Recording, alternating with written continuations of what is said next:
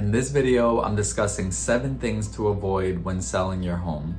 I see so many articles and videos for first-time home buyers, but I wanted to do this video mainly for first-time home sellers, but also just for any sellers in general. These tips are going to be helpful for you. My name is Shaynon Gramling, and I'm a real estate agent in New York City and in New Jersey. So if you're looking to buy or sell a home here, please reach out to me. And if you're looking to buy or sell a home in other areas outside of New York City or New Jersey, please reach out to me as well. I'll refer you to another agent in my company who works in whatever market you're in.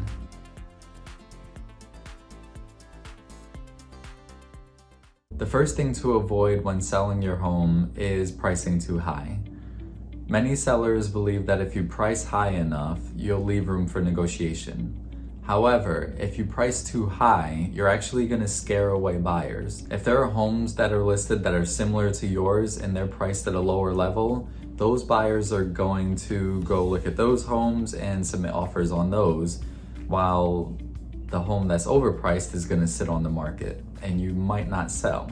And if you do receive offers, if your home is overpriced, you're going to get lowball offers. Whereas if you price the home well, either at the market level or even a little bit below, you're going to generate much more activity, more buyers are going to come in, you'll receive more offers, so you'll be able to negotiate an even higher price than if you overprice it. So when selling a home, it is very important to pay attention to the comps, look at your competition, see where similar homes are selling for, and see what their asking prices are, and price accordingly. The second thing to avoid when selling your home is skipping the preparation time. You want to make sure you're preparing the home for the sale by decluttering it, making it neutral, so using neutral colors throughout, including the paint and even furniture colors. You also want to make sure you have it cleaned, make any major repairs that need to be done or anything that's necessary to boost the home's value. All of this stuff is going to get you the most money possible for the sale. So you want to make sure you don't skip this time. Decluttering and neutralizing the home will make it easier for buyers when they come in to envision themselves living there. And that is what you want when buyers walk through the door, because that is what's going to make them want to buy the home and submit an offer. And this goes right into my next thing, the third thing to avoid when selling your home, which is bad or inadequate marketing. You want to make sure you have professional photos and possibly even a professional video and floor plans made for the listing, because that is what's going to draw people in. You want to make sure you don't skip out on this professional marketing, because even in the seller's market where you have limited inventory, you're still competing with the other homes that are on the market for sale.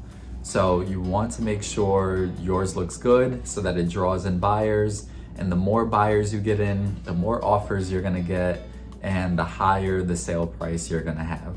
So it's very important, do not skimp out on the cost for marketing, and make sure you choose an agent who takes care of this marketing. And in addition to this, it's not only just photos and floor plans, all of that, but it's also getting this out there. You want to make sure they're putting it on the MLS, putting it on every listing site possible, posting on social media, sending out postcards, doing email campaigns, doing open houses, everything that they can to expose the listing to the widest audience possible, because again, that is what's going to bring in more buyers, you're going to get more offers, and net the most money for the home.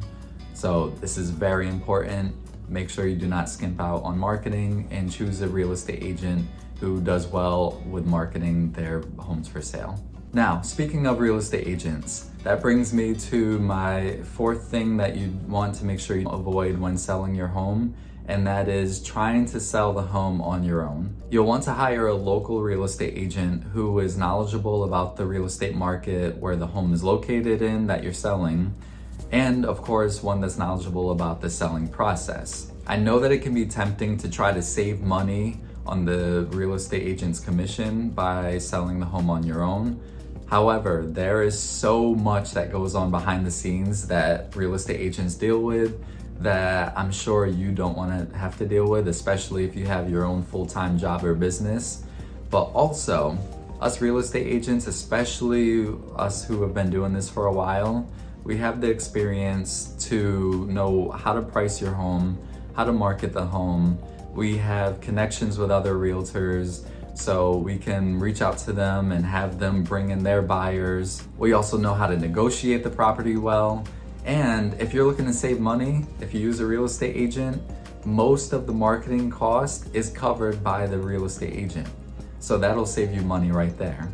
And then another thing, marketing cost aside, the sale price. Using a knowledgeable real estate agent who knows the market well where you're selling your home will net you more money than if you try to sell the home on your own. So even after the commission that's paid, you will net more money if you use a real estate agent. So I highly recommend using a local realtor to sell your home. The fifth thing to avoid when selling a home is not vetting buyers. Before you accept an offer, you want to make sure that the buyer that you're accepting is qualified to buy your home. This is done in a couple of ways. The first way is if a buyer is offering to purchase the home and using a mortgage to finance it, you want to make sure they have a pre-approval letter from a reputable lender. Another thing with the pre-approval letter, you want to make sure that it's recent, within like 3 or 4 months, 4 months tops. But if you can get one that is under 3 months, that's even better.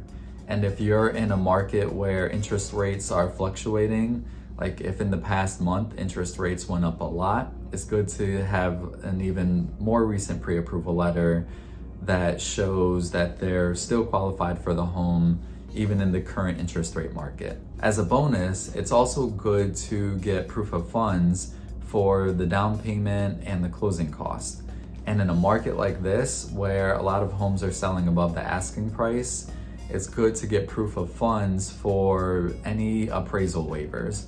For example, if a buyer is waiving up to $20,000 on the appraisal, it's good to get proof of funds showing that $20,000 in addition to their down payment and closing cost. Now, if a buyer is purchasing with all cash, then you'll want to get proof of funds for the full purchase amount as well as the closing costs. The last thing you want to do is accept an offer and then 2, 3, 4 weeks later, you find out the buyer can't get the mortgage anymore and then you're going back on the market for sale.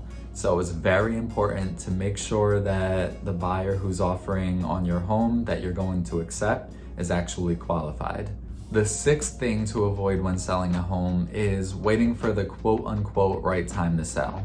I know that traditionally springtime and fall have been the quote unquote good times to put a home on the market for sale. However, homes sell every single month. And when you think about it this way, if you put your home on the market for sale when there's not as much inventory, your home's gonna stand out and there's gonna be more demand for it. And when there's more demand for something, you can usually get a higher price for it. So whenever you're ready to sell, that is the time to put the home on the market. You don't have to wait for springtime to come or for the fall time to come or what's considered peak selling season. Again, whenever you're ready to sell, that is the best time to put the home on the market. The seventh thing to avoid doing when selling a home is not planning what you're going to do once you sell. And that goes for what are your plans for where you're gonna live once you sell the home. And that's of course if you're living in this home. If it's an investment property, then of course you're still gonna have your current home. But if this is your primary residence, you want to know where you're going next. And you also wanna know what you're going to do with the proceeds from the sale. If this is your residence that you're selling, it's a good idea to start looking for your next home either before you put the home on the market, like slightly before, or as soon as you do, especially in a market that has limited inventory. Now, if you're going to sell and then rent a home until you could find something else to buy, or if you're just gonna rent for the time being, then you have a little bit less of a time crunch. There's more inventory for rentals and those you can lock down quicker than you can a sale. So you wanna weigh your options there. Now, when it comes to the proceeds or the profit that you're going to make from the sale, you want to figure out what you're gonna do with that. In some cases, you can do a 1031 exchange where you can avoid some capital gains taxes, or you might use that money to purchase another home, or you just might want to save that money or invest it in something else. But again, it's important to have a plan for what you're going to do once you actually sell the property. So those are 7 things to avoid when selling your home.